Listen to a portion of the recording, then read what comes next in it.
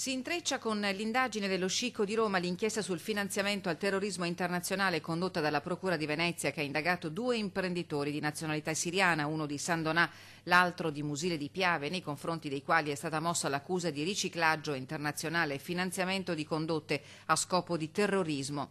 Musile e San Donà sono divise dal Ponte della Vittoria, che è il principale collegamento fra le 2 località in questi giorni addobbate a festa per il raduno dei bersaglieri.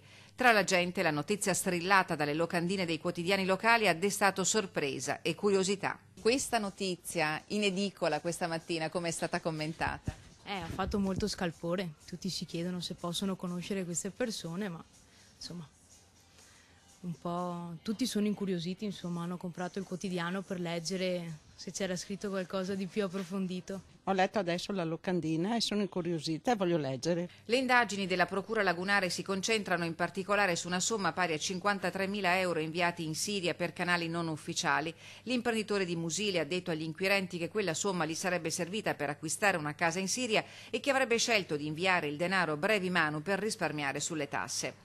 Se quei soldi siano realmente finiti nelle mani dei terroristi combattenti del gruppo di Al-Qaeda al-Nusra è tutto da dimostrare, ma nonostante tutto a Musile resta forte la preoccupazione. Non è una cosa che dà sicurezza e tranquillità.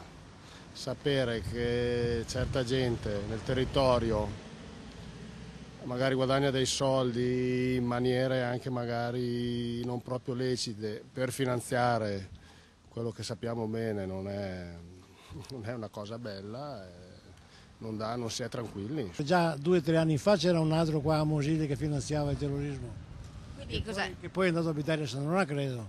Quindi lei dice potrebbe essere la stessa persona? Ma può anche darsi che sia la stessa persona. Noi roba da poco, cioè una volta c'erano le grosse città, adesso invece i paesi sono uguali. È una notizia che fa rabbrividire, perché il terrorismo dovrebbe finire. Invece siamo sempre dentro, tutti i momenti c'è qualcosa che non funziona e per noi dispiace tanto.